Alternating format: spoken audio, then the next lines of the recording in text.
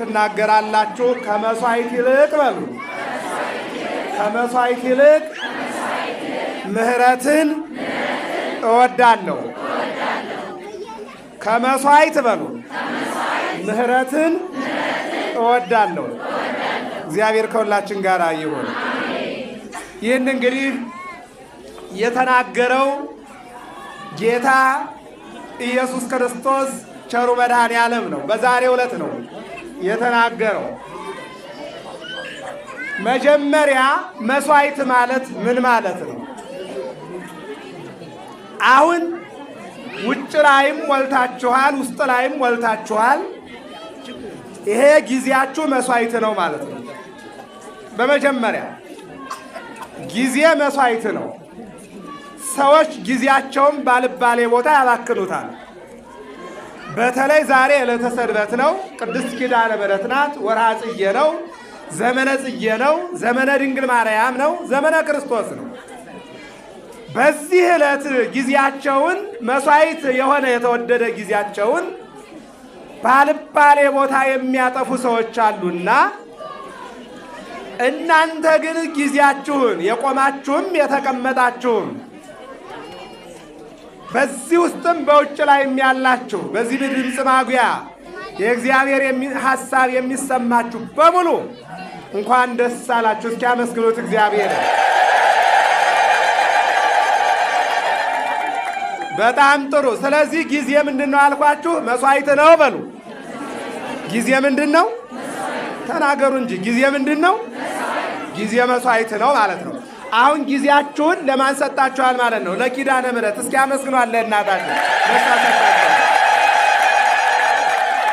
ሰው ራሱን ሰው ጊዜውን ለእግዚአብሔር ከሰጠ ገንዘብ ትንሽ ነገር ነው። ከሰው እየከበደን ያለ ጊዜውንና ራሱን ለእግዚአብሔር አልሰጥ ብሎ ነው። ጊዜውን ራሱን ለእግዚአብሔር የሰጠ ገንዘቡ የት ይደርሳል? ሀብቱ የት ይደርሳል? የትም አይሄድም። ምክንያቱም የእግዚአብሔርን ለእግዚአብሔር ስለሚል መጽሐፍ ቅዱስ ቁጥር 1 እኛ የእግዚአብሔር ነን፣ ጊዜያችን የእግዚአብሔር ነው። እኛ መጠን ጊዜያችን ለእግዚአብሔር ከሰጠን የመጀመሪያው መስዋዕት ጊዜን ለእግዚአብሔር መስጠት ነው ማለት ነው። ሁለተኛው መስዋዕት ማለት አሁን የያዛችሁት ጧፉ፣ ዕጣኑ፣ ሻማው፣ ጃንጥላው የሁሉ መስዋዕት ነው። እያመጣችሁ ነው። ስለገባችሁና ስለተገባችሁ ነው። ዘያሲ ተወካቢ እግዚአብሔር ሀብትን ለእናንተ ሰጥቷል። ጊዜን ለእናንተ ሰጥቷል። ከሰጣችሁ ሀብት ላይ ደግሞ እናንተ ለእግዚአብሔር ሰጣችሁት። ለሚሰጠው አምላክ መስጠት ምን መባረክ ነው! እናንተ አውቃችኋል ማለት ነው። ሰጭ እግዚአብሔር መሆኑን አምናችኋል። ለሰጣችሁ አምላክ መስጠት ደግሞ ማወቅ ነውና እንድናውቅና እንድንሰጥ ያደረገንን አምላክ በድጋሚ አመስግኑት እግዚአብሔርን። እግዚአብሔር ይመስገን። ርዕሴ ነው ባጭሩ። አሁን ምንድነው? ከዕጣን፣ ከሻማው፣ ከጃንጥላው፣ ከጊዜ ከዚህ ሁሉ ግን ምሕረትን እወዳለሁ አለ። ምን እወዳለሁ? ለዚህ ሁሉ ግን ይቅርታ ገንዘባችሁ ይሁን፣ ፍቅር ገንዘባችሁ ይሁን፣ ማመን ገንዘባችሁ ይሁን። ተጣልተህ ብትሰጥ ምን ቁም ነገር አለው? ሰው በድለን እዚህ ብንቆም ምን ቁም ነገር አለው? አጥፍተን ንስሐ መግባት አለብን። ይቅር ማለት አለብን። ቅሩ አትምጡ ማለት ግን አይደለም። ምን ማለት ነው? የተጣላችሁ ታረቁ፣ ምሕረት ያላደረጋችሁ ምሕረት አድርጉ፣ በጥላቻ ውስጥ ያላችሁ በፍቅር ውስጥ ሁኑ ማለታችን ነው። ከነ ኃጢአታችሁ በዓለም ላይ ቅሩ ማለታችን አይደለም። እያለቀሱ ይመጣሉ፣ እየተደሰቱ ይመጣሉ፣ ከነ ኃጢአታቸው ይመጣሉ። ተናዘው እግዚአብሔር ይቅር ብሏቸው የማቴዎስ ወንጌል ምዕራፍ 11 ተመልከቱት። ኑ ሀቤ ክቡዳነ ጾር ወአነ አርፈክሙ፣ እናንተ የዓለም ሸክም የከበዳችሁ ኑ ወደ እኔ ያሳርፋችኋለሁ፣ እኔ አምላካችሁ አለ እግዚአብሔር። የከበደን ቀንበር አቀላለሁኝ፣ የከበዳችሁን አወርዳለሁ፣ ቀላሉን ሕጌን በእናንተ ላይ አስቀምጣለሁ። ያም ፍቅር ነው፣ ያም ይቅርታ ነው፣ ያም ሰላም ነው፣ ያም ምሕረት ነው፣ ያም ደግነት ነው። በዚህ እንድናልፍ የአምላካችን የእግዚአብሔር መልካም ፈቃዱ ይሆንልን። ይህንን ቃል የምታገኙት የማቴዎስ ወንጌል ምዕራፍ 12 ቁጥር 7 ላይ ነው። ቁጥሩ ይሄ አሁን ያልኳችሁ ከመሥዋዕት ይልቅ ምሕረትን ወዳለሁ የሚለው። ወንጌሉ ግን የማቴዎስ ወንጌል ምዕራፍ 12 እስከ 22 የዛሬው በቅዳሴው ላይ የተነበበው ወንጌል ነው። እዚያ ሥላሴ ላይ ተነቧል። በነገራችን ላይ ቅድስት ኪዳነ ምሕረትና ሥላሴ አንድ ስለሆኑ አይድነቃችሁ። አዲስ አበባ ውስጥ ከ250 ያላነሱ አብያተ ክርስቲያናት አሉ። ሁሉም ግን በሥላሴ ውስጥ ናቸው። እስኪ አመስግኑት እግዚአብሔር። ይህን እንድታቁ ይህን ማወቅ ያስፈልጋል። ምክንያቱም ሁሉም ጸሎት የሚደርሰው ወደ ሥላሴ ነው። ወደ ማን ነው ንገሩ? ወደ ማን ነው? ሥላሴ ስንት ናቸው? አቤት በጣም ጥሩ። ማን ፈጠራችሁ? ማን ፈጠራችሁ? በቃ አለቀ። ስለዚህም መሥዋዕትም ጸሎትም የሚቀርበው ለማን ነው? ለፈጣሪ ነው አይደለ? ማን ፈጠራችሁ ስንባል ማን ነው የምንለው? ሥላሴ ነው አይደለ? ስለዚህ ከኪዳነ ምሕረት ሥላሴ አንድ መሆኑ ሳይሆን እንደ አዲስ አበባ በሙሉ የሥላሴ ነው። እንደ ዓለምም ሁሉ ጸሎት የሚቀርበው ወደ ሥላሴ ነው። አመስግኑት መድኃኒዓለም። ይህን ማወቅ ያስፈልጋል። ስለዚህ ሥላሴ ላይ ሲደርስ ያደረውን ቃለ እግዚአብሔር ቅድስት ኪዳነ ምሕረት ላይ እንነጋገራለን ማለት ነው። በሉ ተናገሩ። ከመሥዋዕት በሉ ምሕረትን እወዳለሁ። አጭር ሰዓት ነው የምንማማረው። የሚጠመቁ ይጠመቁ። እናንተ ግን አደራችሁ በወሬ ባልዋልታ በሚሴጅ በምናምን አይናችሁን ሌላ ላይ ተክላችሁ ጆሮአችሁን ሌላ ላይ አድርጋችሁ ቅዱስ ቃሉ እንዳያመልጣችሁ እግዚአብሔር ይርዳችሁ። ለመግባት እንኳን እናንተ እኔ ሻሽ ጠምጥሜ ካባ ለብሼ እንዴት ተጋፍቼ እንደገባው አውቀዋለሁ። እንኳን ለእናንተ መግባት ማለት ነው። ይህን ያክል ተጋፍታችሁ ገብታችሁ ሳትማሩ እንዳትወጡ እግዚአብሔር ይርዳችሁ። አሜን በሉ።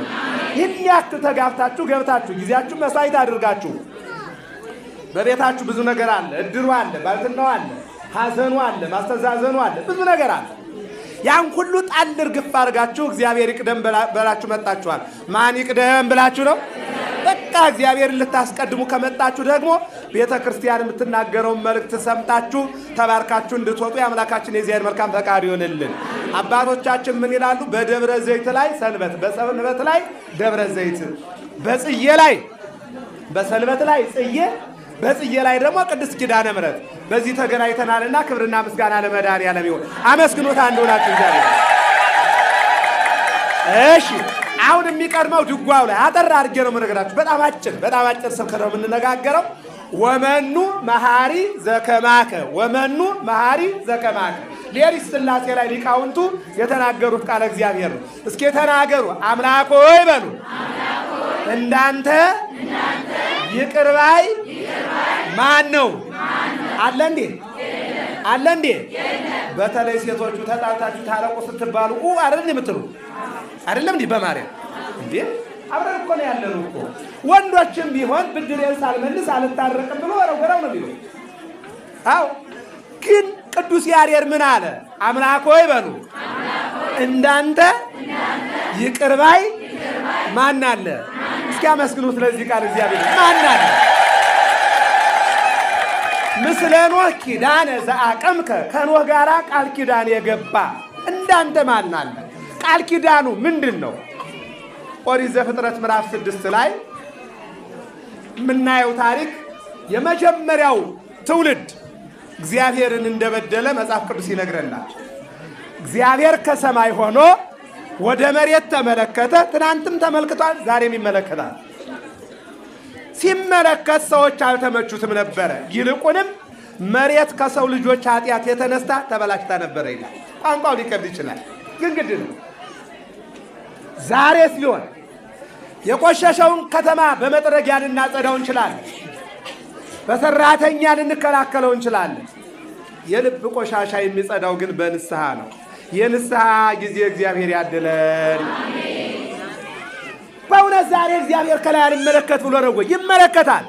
ግን ምንድነው ወንድም ወንድሙን ሲገለው፣ ወንድም ወንድሙን ሲያሳድደው፣ ወንድም በወንድሙ ላይ ሲጨክን፣ ወጣቱ በሕፃናት ላይ እንዲሁም ደግሞ ወጣቱ በአረጋውያን ላይ አንዱ በአንዱ ላይ ሲጨክን እግዚአብሔር የማያይ ይመስላችኋል? እግዚአብሔር የማይሰማ ይመስላችኋል? ግን መጽሐፍ ምን ይላል? እጸንሖ ለአሞር ሔዋን እስከ ይፈጸም ኃጢአቱ። ኃጢአተኛ ሰው በደሉን እስከሚያጠናቅቅ ዝም ብዬ እመለከተዋለሁ። ወይፈዲ ወደ ኩሉ በከመ ምግባሩ፣ መጨረሻ ላይ ግን ዋጋውን እከፍለዋለሁ አለ። አዎ ሁሉም የዘራውን ያጭዳል። እስኪ ተናገሩ፣ ሁሉም በሉ። ምን ያለውን ምን ይላል?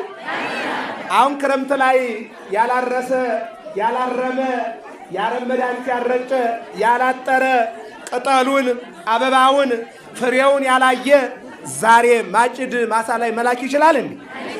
የማን ቦታ ላይ ማን ይችላል? ምናልባት ከቀጣሪ አዎ ባለ እርሻው ባለ ማሳው ቀጥሮ ሊያሳጭድ ይችላል አይደለም እንዴ? ነገር ግን ያንተ ማሳ ባልሆነው ያንቺ ማሳ ባልሆነው ሰራተኛ ቀጥሮ ሂድ አጭድና ከምር ማለት ይቻላል? አይቻልም። ስለዚህ ሁሉም የዘራውን ነው የሚያጭደው ማለት ነው። ለዚህ ነው እና ሁሉም የዘራውን ያጭዳልና እግዚአብሔር ዝም ብሎ እየተመለከተን ነው ያለው። ቀን ቀይረናል፣ ዓመተ ምሕረት ለውጠናል። 2017ን 2018 አድርገነዋል። ዘመነ ማቴዎስን ዘመነ ማርቆስ አድርገነዋል፣ ተሻግረናል። እንደውም ሁለተኛው ወር ጥቅምት ላይ ነው ያለነው። ግን እኛ እዚያው ላይ ነው ያለነው። 2017 ዓመተ ምሕረት ላይ ነው ያለነው። ዛሬም መራብ ነው፣ ትናንትም መራብ ነው። ትናንትም መሰደር ነው፣ ዛሬም መሰደር ነው። ትናንትም ተጨካከን፣ ዛሬም ደገም ነው። ትናንትም ማሳደር፣ ዛሬም እዚያው ላይ ነው። የንስሐ ጊዜ ያድለን መድኃኔዓለም አሜን በሉ። የኖህን ሰዎች ተመለከተ ይልና 120 ዓመት ይናፍቃል። በነገራችን ላይ የእድሜ የንስሐ እድሜ የሰጣቸው የምን የኛ እኮ ዘመን 120 ሳይሆን 70 ዓመት ነው አይደል? የሰው እድሜው ስንት ነው? 70 ዓመት ነው አይደል? ከበዛ 80 ነው። ለነሱ ግን 120 እድሜ የንስሐ ነው የተሰጣቸው። ለኖህ ሰዎች በድለውኛልና ንስሐ የሚገቡበት ዘመን ይህን ሰጥቻቸዋለሁ፣ ንስሐ እንዲገቡ ንገራቸዋል።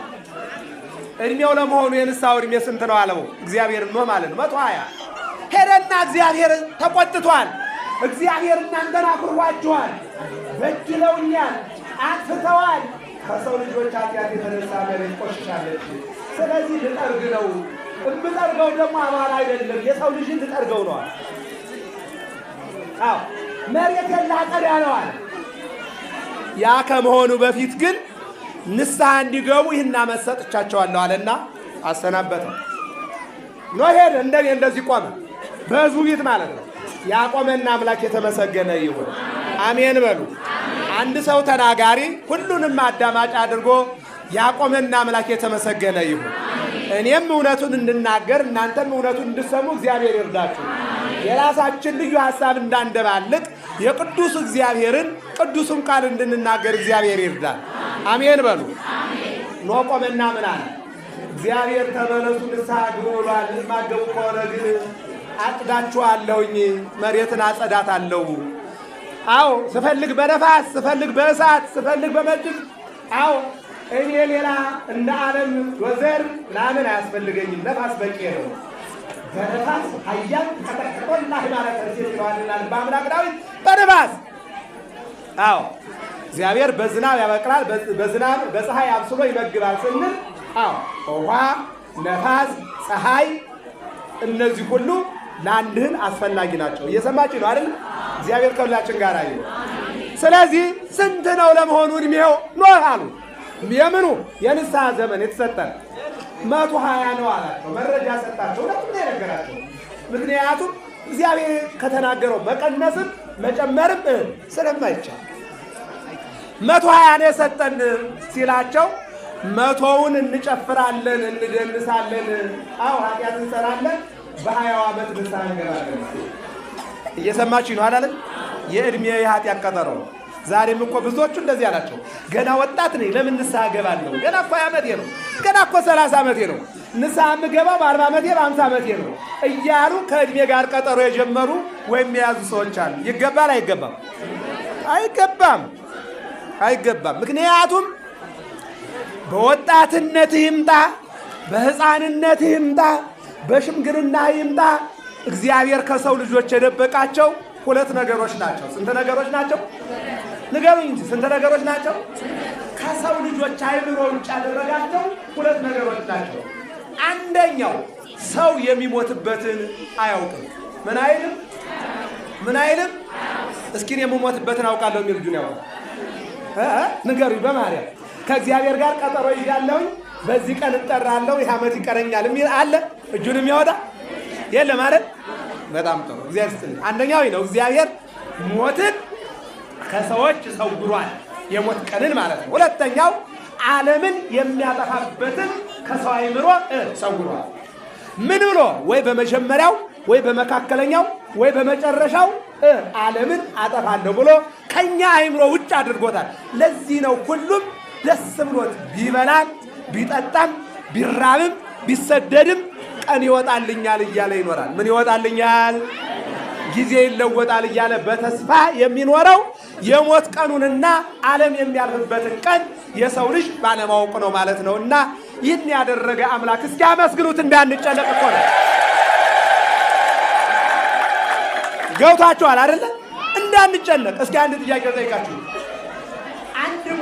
አንድ ሰው የሚሞትበትን ካወቀ ሰላም ይኖረዋል እንዴ? ይኖረዋል እንዴ? አይኖረውም። አያችሁ፣ ዓለም የምትጠፋበትን ቀን ካወቅን ሰላም ይኖረናል እንዴ? አይኖረንም። አያችሁ፣ እኛ እንዳንጨነቅ ይህንን በባህሪው ሰወረው። እስኪ አመስግኑት በድጋሚ እግዚአብሔር። ከዚህ በኋላ ባጭሩ ግን እነዚያ ሰዎች 100 ዘመን እንጨፍራለን በሀያው ንስሐ እንገባለን ሲሉ ሳያስቡት ማዕበል መጣና ከደናቸው፣ አለቁ። 8 ሰው ብቻ አካሄዳቸውን ከእግዚአብሔር ጋር ያደረጉ ኖህና ቤተሰቦቹ ዳኑ። ከዚህ ሰውረን መድኃኒዓለም አሜን በሉ። ማን ይሰውረን? አሁን ከዚህ በኋላ ነው ምስለ ኖህ ኪዳነ ዘአቀመ፣ ከኖህ ጋራ ኪዳን አደረገ፣ መሐላ አደረገ። ምንድን ነው? ያ ሰው ከጠፋ በኋላ እንደገና ሁለተኛውን ዓለም መሰረተ። ከዚህ በኋላ አለ ዓለምን በኋላ አጠፋም አለ። ይህስ ደስ ይላል። እስኪ ተናገሩ። ከዚህ በኋላ በሉ በንፍር ውሃ ዓለምን አላጠፋም። ይህንን አለና ምልክት አለ። ምን አለ? ቀስተ ደመና። ይቺ ባንዲራዋ የምንላት ማለት ነው። ደመና በዞረ ቁጥር ከመሬት ወደ ሰማይ የሚዘረጋው ደመና እመቤታችን ድንግል ማርያም ናት። እስኪ አመስግኗ ቅድስት ኪዳነ እሷ ናት። ሀይም ቀስትየ በውስተ ደመና እዘከር ኪዳነ። እስኪ ተናገሩ። ኪዳነ ምሕረት በሉ፣ የአምላክ እናት በሉ። አያችሁ፣ እዘከር ኪዳነ። ኪዳነ ምሕረት ቃል ኪዳኔንም አስባለሁ ለዘላለም። አያችሁ፣ እየተበላላን እየተገዳደልን እየተጨካከልን በፍል ውሃ ያልበላንን ስለ ኪዳነ ምሕረት ብሎ ነው። ክብርና ምስጋና ለመድኃኒዓለም ለቃል ኪዳን ብሎ አለቀ። ይህ ቃል ኪዳን ነው ዛሬ ያጸናል። እየሰማችሁ ነው አይደል? ይህ ቃል ኪዳን ነው። በሰው ዘንድ ቃል ኪዳን ሊጸናም ላይጸናም ይችላል። 7ቱ ኪዳናት የሚባሉ አሉ። ወደ ውስጥ አልገባም። 6ቱ አልጸና ብለው በቅድስት ኪዳነ ምሕረት ቃል ኪዳን ጸንቷል። እስኪ አመስግኗት ድንግል ማርያም። ተስፋ ነው የጸና። ይህንኛውን ስብከት ትቼው ወደ መዝሙር ነው መደው። እግዚአብሔር ከሁላችን ጋር ይሁን። ይቀጥልና ለደቂቀ እስራኤል መና ዘአውረድከ። ሁለተኛው ለእስራኤል በሉ መና ያወረድክ አንተ ነህ። ብዙ ሴቶች እዚህ ቁጭ ብላችሁ እንደው ወደ ቤቴ ስንመለስ እንደው ምን በላ ይሆን ትጨነቃላችሁ አይደል? አትጨነቁ?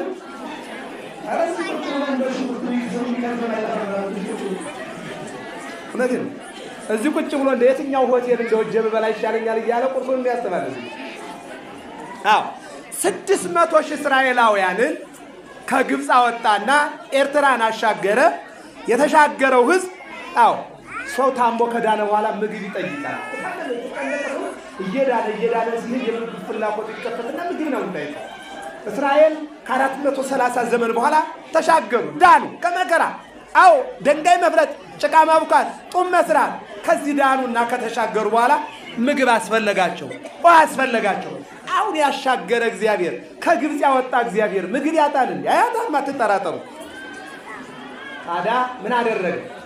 መና ከሰማይ ያወረደላቸው። ከጥንጫው ላይ ውሃ አፈለቀና 600,000 እስራኤላውያንን እግዚአብሔር መገበ። እስኪ አመስግኑት ይህንን አምላክ። ይሄ ነው ሁለተኛው።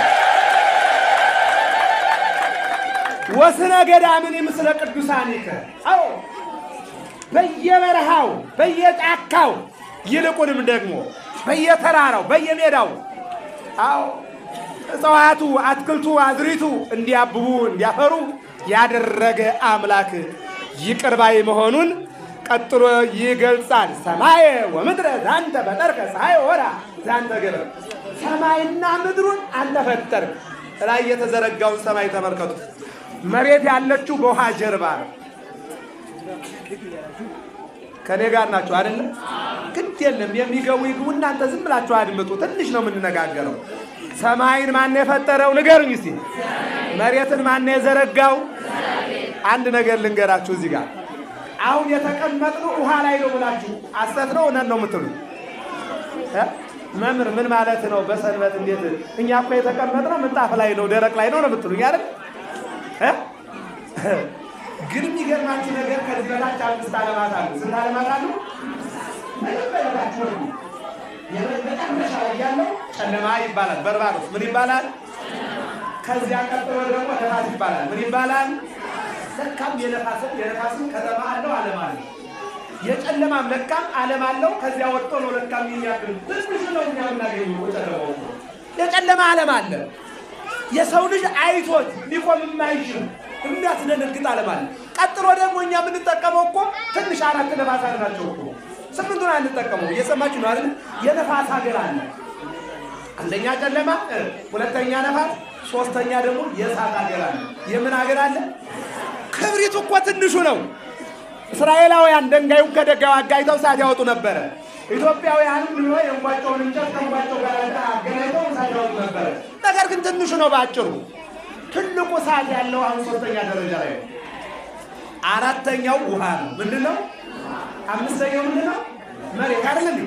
ስለዚህ አሁን መሬት ያለው ማን ላይ ነው? ውሃ ላይ ነው አይደል? መዝሙር 35 ላይ ብናዩ ዛጽና ለምድር ዲበማይ እስኪ ተናገሩ። በውሃ ላይ በሉ መሬትን ያደረገ እግዚአብሔር ነው። እስኪ አመስግኑ። ታያችሁ? እንዲህ እኮ ነው እኮ። አዎ ሰው ቢያደርገው እኮ መሬቱን ውሃው እየበጠበጠ ማይበል ይሆናል። ወይም ደግሞ ነፋሱ እሳቱን ቢመታው እሳቱ ውሃውን ቢመታው ውሃው ደግሞ ምን ይሆናል? ይፈላል። መሬቱን ይመታዋል። እርደ መሬት ይፈጠራል። እንግዲህ መታራ ካያችሁ የእሳተ ገሞራ የሚፈጠረው እንዲህ ሲሆን ነው። ስንበድል ስናጠፋ ይሄ ሊመጣ ይችላል። ከዚህ ሰጉረን መድኃኔዓለም አሜን በሉ። ይቀጥልና ደግሞ በከዋክብት ሰማይ ዘከለልከ ወበጽጌያት ምድረ አፈርወከ ቀና ስንል ማታ ምን እናያለን? ቁጥራቸው የማይታወቅ ከዋክብት ማን ነው ከላይ ያደረጋቸው? ይህን አምፖል መቼም ሰው ነው ያደረገው አይደል? ከዋክብቱን ግን እንዲበሩ ማን ያደረጋቸው? እስኪ አመስግኑት ይህንን አምላክ። እናንተ እሺ ላይ እንደው ላይ እስግድ የለም ከሰማዩ ያለውን እንደው ከዋክብቱን እንተውና ይህን አይን የፈጠረ ማን ነው? ማን ነው የፈጠረው? አይን የሰጠና አምላክ እኛ ነው ያላይ። እስኪ አመስግኑት መድኃኔዓለም። ማውጣት ያስፈልጋል። ይቀጥልና ቀደሳ ወአክበራ አይበያ ለሰንበት ወአላላ እምኩሉ ዕለት ይላል። ሰንበትን ያከበረ ሰንበትን ያመሰገነ ሰንበትን ያወደሰ አንተም ሰራተኛህም ንብረትህም ሀብትህም በሰንበት ቀን ሰንበትን አክብሩ። የሰንበት ስራዋ ቤተ ክርስቲያን መሄድ፣ ቃለ እግዚአብሔር መስማት፣ ማስቀደስ፣ ሥጋ ወደሙ መቀበል፣ መባረክ፣ ጸበል መጠጣት፣ እምነት መቀባት፣ ሲመለሱ የተጣላ ማስታረቅ፣ ያዘነ ማጽናናት፣ የሞተውን መቅበር፣ ያጣውን ማልበስ፣ ማብላት፣ ማጠጣት እነዚህ የሰንበት ስራዎች ናቸውና ሁሉንም ባንችል የምንችለው እንድናደርግ እግዚአብሔር ይርዳን። አሜን በሉ። ማን ይርዳን? አዎ እግዚአብሔር አምላክ ሁላችንም እንዲረዳን መልካም ፈቃዱ ይሆንልን።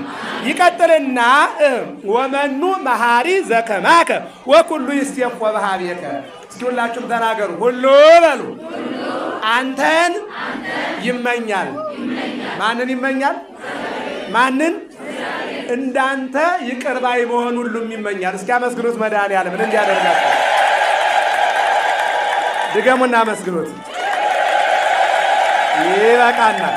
አሁን ደግሞ ወደ ቅዳሴው ልውሰዳችሁ። ወደ ቅዳሴው ስወስዳችሁ ደግሞ ዲያቆኑ የሰበከው ምስባክ ጻድቅሰ ከመበቀልት ይፈሪ ወይ በዝ ከመዘግባ ዘሊባኖስ ትኩላን እሙንቱ ውስተ ቤተ እግዚአብሔር 91 ቁጥር 12 ላይ ጻድቅ እንደ ዘንባባ ያፈራል ይቀጥልና እንደ ሊባኖስ ዝግባም ያድጋል ይልና በእግዚአብሔር ቤት ውስጥ ተተክለዋል ይላል።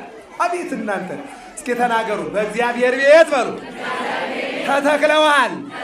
በእግዚአብሔር ቤት እግሮቻችን እንዲቆሙ ያደረገ አምላክ እስኪ አመስግኑት እናንተ። ይሄ ነው መተከል።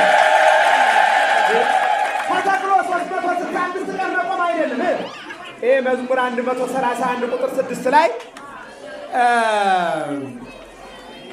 ልበ አምላክ ዳዊት አስቀድሞ ሲናገር እግሮችህ በቆሙበት ስፍራ ወንሰግድ ውስተ መቃል ሀበ ቆመ እግረ እግዚእነ፣ እግሮችህ በቆሙበት ቦታ እንሰግዳለን ማለት የእሱ እግሮች የቆሙ መስቀል ላይ ነው። መስቀሉ የተተከለበት ቦታ ላይ እንቆማለን ማለት ነው።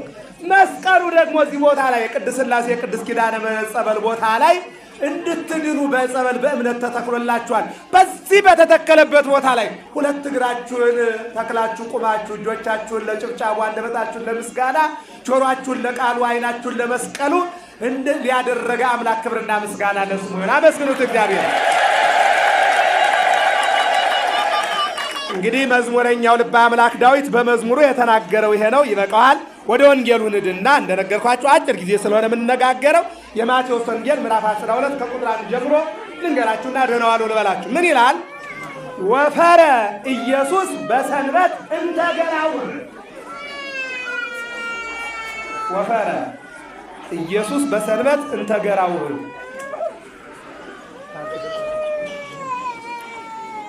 ምን ማለት ነው?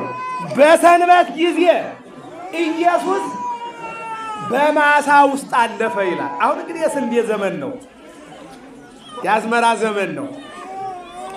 አዎ እየሰማችሁ ነው አይደል? አተር እሸት እንወዳለን እዚህ ውስጥ። እሺ ባቄላ እሸትስ፣ ስንዴ እሸትስ፣ በቆሎ እሸትስ፣ ሽምብራ እሸትስ የሚወድ የለም? አሁን ምንድን ነው የሚለው? ጌታ በሰንበት ቀን በምን ቀን አልኳችሁ?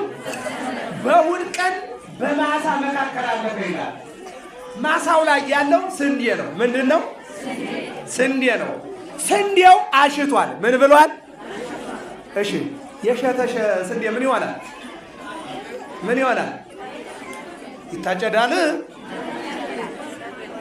የሸተ ስንዴ ምን ይሆናል? ኧረ በማርያም እህል ካልበቀለበት ሀገር ነው ያላችሁ። ስንዴ ሲሸት ምን ይደረጋል? ደህና ዋሉ ነው የምላችሁ። ካልመለሳችሁ ስንዴ ሲሸት እግዚአብሔር ጥልናት እዚያ ጋር አመስግኑላቸው። አግኝተውታል። እዚያ ጋር እንደዚያ ነው እንጂ ተጠብሶ ብለዋል። እዚህ ትክክል ነው። ግን አዎ እሳት ከሌለው ደግሞ አንዳንዱ እረኛ ምን ያደርጋል? ስንዴውን ቀጥፎ እሽት አድርጎ ይበላል። ወዳጅ የቆሎ ተማሪና እረኛ ያልበሰለ ላይ አያመው ማለት ነው። አያመው እናንተ ናችሁ አልበሰለም እያላችሁ ያመኛል እያላችሁ እንትን የምትሉ እየሰማችሁ ነው አይደል? አዎ አሁን ሐዋርያቱ ደቀ መዛሙርቱ የሚገርማችሁ ነገር በማቴዎስ ወንጌል ምዕራፍ 10 ላይ ሲጠራቸው ሲመርጣቸው ለምትበሉት አታስቡ። እስኪ ተናገሩ። ለምትበሉት በሉ አታስቡ። አለቀ። በምትሄዱበት በምታስተምሩበት ምዕመናን ያበሏችኋል። የምታስተምሯቸው ሰዎች ሲገባቸው ያስተምሯቸው። እኔ 16 ዓመት አቆፋዳ ይዤ ለምኛለሁ። እየሰማችሁ ነው አይደል? የቆሎ ተማሪ ነኝ ከውሻ ጋር ማለት ነው። 16 ዓመት በእንተ ስማ ለማርያም ብለን ለምነን ቁራሽ አጠን የተራብንበት ዘመን የለም። ክብርና ምስጋና ለመድኃኒዓለም። ደግሞ አንድ ነገር ልንገራችሁ። ስንለምን በምስራቁ በምዕራቡ በሰሜኑ በደቡቡ ክደን ስንለምን በእንተ ስማ ለማርያም ብለን የምንጠራውን ስምና የለበስነውን ልብስ የቆሎ ተማሪ መሆናችንን እንጂ ከየት መጣ ምን ቋንቋ ነው የምትናገረው የማን ወገነት የሚሉ እናቶች ገጥመውና ያውቁ ያሁኑ ላይ አድርገውና እየሰማችሁ ነው። ያ አሁን በዚህ ዘመን የቆሎ ተማሪ ነው እየሰማችሁ ነው። ከየት ወዴት? ማን በር ላይ ይለምናል? ማን ወዴት? ተሸግረናል። እየሰማችሁ ነው አይደል? እኛ በደህናው ጊዜ ተመረን ስለመጣን አሁን አንተ ኦሮሞ ነህ፣ አንተ አማራ ነህ፣ አንተ ትግሬ ነህ፣ አንተ ጉራጌ ነህ፣ አንተ ምንድን ነህ? እነዚህ ጣቶች በአንድ ወቅት ተከራከሩ ይላል አንድ መጽሐፍ። ችኛዋ የመሀለኛዋ ረዘም ትላለችና እኔ በጣም ረዥም ስለሆንኩኝ ሁላችሁም ለእኔ ክብር መስጠት አለባችሁ አለች። ረዥሟ ማለት ነው። እየሰማችሁ ነው አይደል? ይቺ ረዥሟ እኔ ረዥም ነኝና እናንተ ልበልጣችኋለሁኝ ክብር ስጡኝ አለች። ቀጠለችና ይችኛዋ እስኪ አማቱ በስመ አብ ወወልድ ወመንፈስ ቅዱስ አሐዱ አምላክ አሜን። የአጋንንት ማስወገጃ ከእግዚአብሔር ጋር መገናኛ ድልድይ ነኝና እኔ እበልጣለሁ አለች። እቺ ደግሞ ስለምታማትም ማለት ነው። ይሄኛው ደግሞ ምን አለ? አይ አጭር መሆንም እኔ ነኝ እዚህ ጋር ዋናው አለ። ይሄኛው ደግሞ ይሄ አውራ ነው አይደል?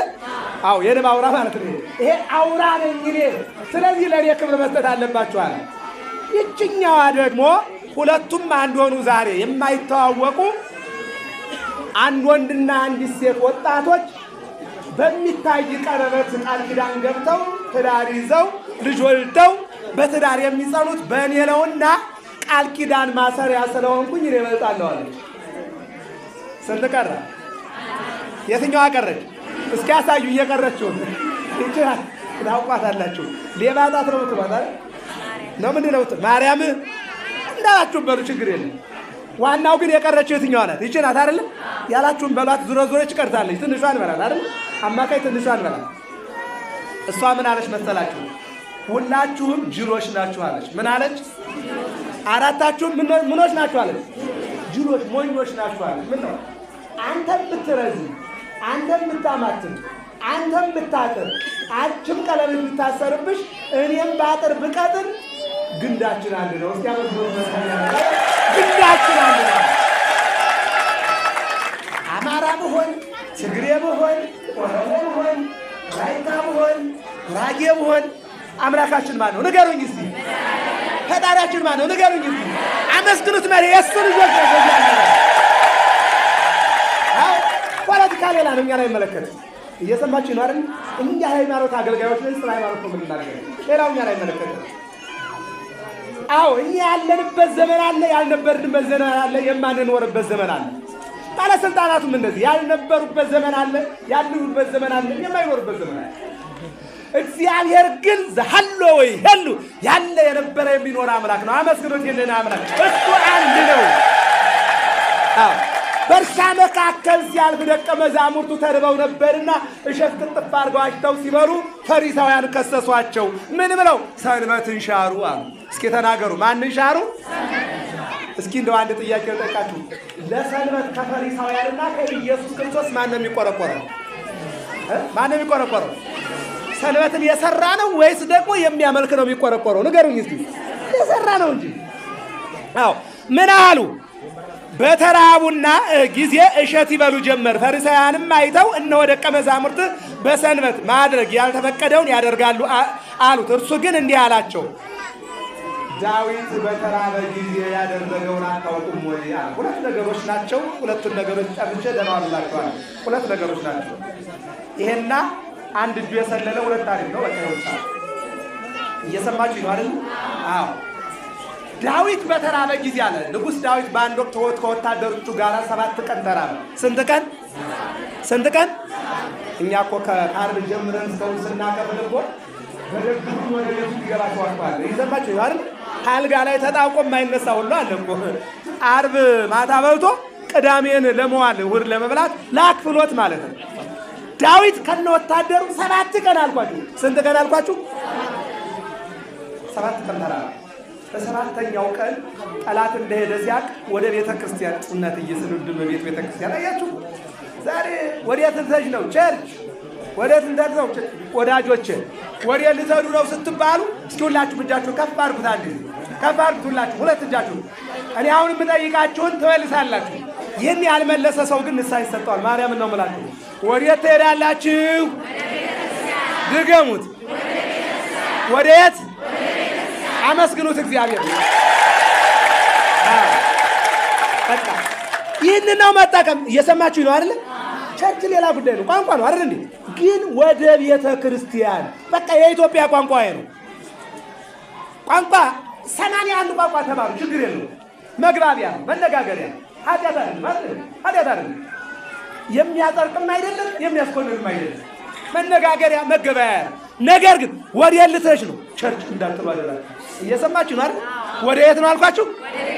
ድገሙት። ወደ የት? ይሄ ነው ቤተ ክርስቲያን ማለት። እናንተም ራሳችሁ ቤተ ክርስቲያን ስለሆናችሁ እሺ በሉ እስቲ። እግዚአብሔር እሺ ይበላችሁ። ከዛሬ በኋላ ወዴት ትሄጃለች? ቸርች ይመጣሉ። ማርያም ቃል ኪዳን አፈረሳችሁ ማለት ነው። እየሰማችሁ ነው አይደል? አሁን እንግሊዘኛ ያ ጉዳይ አይደለም፣ የኦሮሞኛ ጉዳይ። እየሰማችሁ ነው አይደል? የቤተ ክርስቲያኑ ስሟ ይሄ ነው። እንዲህ ወደ ፈለገው ማለት ይቻላል። በቋንቋ በእንግሊዘኛ ምንማር፣ በኦሮሞኛ ምንማር፣ በአማርኛ ምንማር፣ በምን ምንማር፣ የቤተ ክርስቲያኗ ግን ቋንቋ የምንድን ነው? ግዕዝ ነው። የመጀመሪያ ቋንቋ ነው። ያላወቁ ሰዎች ምን ይላሉ? ሊጠፋ እየዳዳ ያለ ውሸታቸውን ማለት ነው። ለዚህ ነው የነገርኳችሁ። እየሰማችሁ ነው አይደል? ቤተ ክርስቲያን ማለት አማርኛ ነው። እየሰማችሁ ነው? አዎ አማርኛ ነው። ስለዚህ ቤተ ክርስቲያን የራሷ ስም ነውና በዚህ ስም እንድንመላለስ እግዚአብሔር ይርዳን።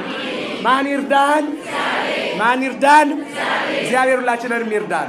አያችሁ ዳዊት ሲርበው ወደ ቤተ ክርስቲያን መጣ። እስኪ ልበሉና መስግኑ። ንጉሥ እኮ ነው። የ40 ዘመን እስራኤልን የገዛው የኢየሩሳሌም ንጉሥ ዳዊት ሲርበው ወደ ቤተ ክርስቲያን መጣ።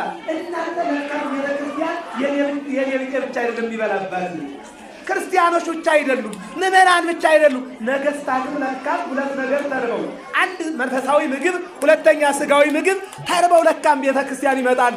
ዳዊት መጣና አቤሜሌክ የሚባለው ካህኑን የሚበላ የለህም ወይ አለ። ዘእንበለ ለካህናት ለባሕቲቶሙ፣ ነገር ግን የጾሙ ንጽህ የጠበቁ በቅድስና ያሉ ካህናት የሚመገቡት ነው እንጂ አዎ ከዓለም ዝም ብለው የመጡ ሰዎችን ሳይጾሙ ሳይጸልዩ አይበሉትም ብሎ ሲመልስለት እኔ ከወታደሮች ጋር ከማንኛውም ነገር ከራቅን 7 ቀናችን ነው አለ። ስንት ቀናችን ነው አለ? ለካህናት የተዘጋጀውን ያንን ተረፈ መስዋዕቱን አወጣና አቤሜሌክ ለወታደሮቹና ለንጉሱ ሰጣቸው። በሉ፣ ኃጢአት አልሆነባቸውም። እስኪ አመስግኑት መድኃኒዓለም። ኃጢአት አልሆነባቸውም። ስለዚህ እነዚህ ሐዋርያት ከኔ ጋር እየተጓዙ ባኮባዳቸው እንጀራ የላቸው፣ በመንገላቸው ውሃ የላቸው፣ ያገኙት ማሳ ላይ እሸት ነው። ቀጠፉ፣ በሉ፣ ኃጢአት አይደለም። ኧረ መድኃኒዓለምን አመስግኑትና እግዚአብሔር እንደዚህ እኮ ነው እኮ። ይቀጥልና ምን ይላል? ካህናትንም እነሆ ሰንበትን ሲሽሩ አልቀጣቸውም ማለትና ምንድን ነበር እሱ?